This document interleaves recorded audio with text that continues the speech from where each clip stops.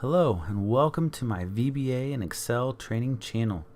Do you handle a lot of sensitive data or have data that you don't want modified by the end user? Then I have a really cool trick for you. We're going to take some data and protect it, and I'm going to show you the steps on how to do that and how you can also automate that feature so it's rather seamless to the end user. So let's get started.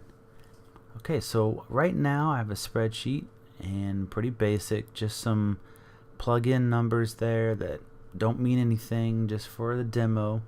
So what we're gonna do is I'm going to show you how right now I can modify any of this information. I'm not gonna save that, but if I get out, open that back up, enable macros, then in this case the macro has already triggered, it's fired, and I cannot modify the data at this time, as you can see with the prompt or the error in Excel. So it's already been established to protect the data in certain cells, and I can't modify anything. So how do we do that? Well, we're going to go to VBA. I've already written the code for you to make it a little bit more efficient. So you can essentially make a screenshot here and copy the code, but I'm going to walk you through what this kind of means. So option explicit, you want that up top, type that out, hit enter afterwards.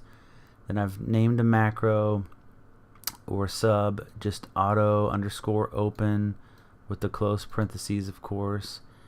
And then that's pointing to protect sheets, which is this macro, and we'll get to that in a second.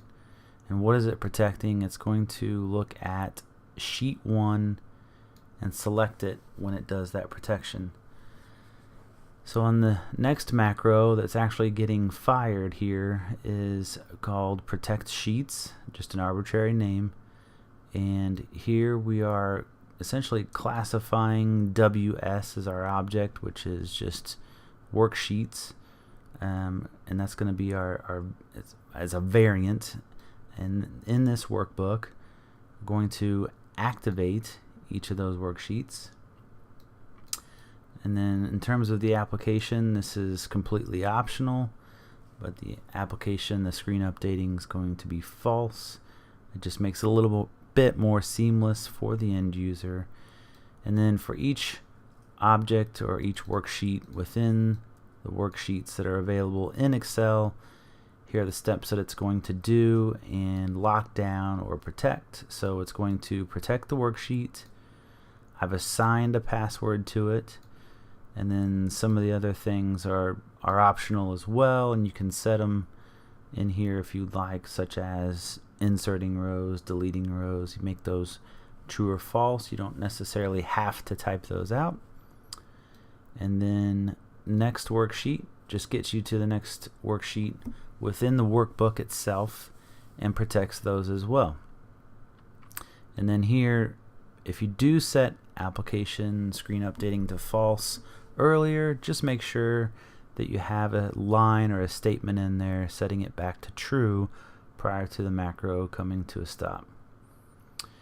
And here's unprotect sheets. This is going to essentially reverse the protection that we've enabled up top here. We'll get back to that in just a second. So now that the spreadsheet is locked, and say we want to unlock it, then I've gone ahead and built a macro. You don't have to do this, but just because it's easier, and you can select it here within the list of macros, unprotect sheets, run that. Now I'm back to being able to modify any of the cells that I would like. And then to simply reverse that and protect the sheets again, you can run that protect sheets macro, manually here, and then we're back to being protected. So switching back to VBA, in terms of that unprotect sheets, very simplistic and very similar writing to what was up top here in the protect sheets. So we're just kind of writing the opposite action And in this case, the main difference that I'm going to call attention to is the worksheet.unprotect instead of worksheet.protect. So if you are going to set up a macro for that, you do have to have the password.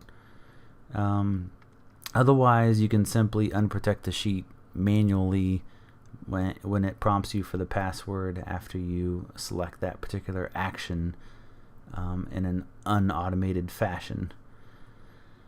So that's pretty straightforward, but the nice thing about this in terms of when the workbook opens is that it's going to be locked. So if I were to unprotect it now, just for the sake of wanting to update maybe some of these numbers, I can come in here and I can do that. And then if I'm good to go, then all I have to do is save the file, and I'll even highlight those a different color so you can see I've updated those 3 numbers, saving the file. And again, at this point I can edit. I'm not protecting the worksheet back, but I'm going to close out. I'm going to open it back up, enable macros, of course, and here you can see it's my saved work. It has the updated numbers, and I didn't protect it when I closed it, like I said, but here it's protected, and it goes back to the code that was established as part of the auto open procedure to protect those worksheets. So that's about it in a nutshell. It's pretty easy, but it's really cool because of how transparent it is for the end user. And if you want to take it to the next level, maybe you want to lock down these cells and protect those cells only, but allow other cells to be edited, then you can come in and do that. It's very easy, but we may save that for another video just for the sake of time. So I hope you liked this video. Give it a thumbs up, and don't forget to subscribe to my channel. Comment down below and let me know if you want to see how to edit some of those other cells while protecting others, and let me know if you want to see anything else related to the protection of the cells. So thanks for watching, and I'll see you later.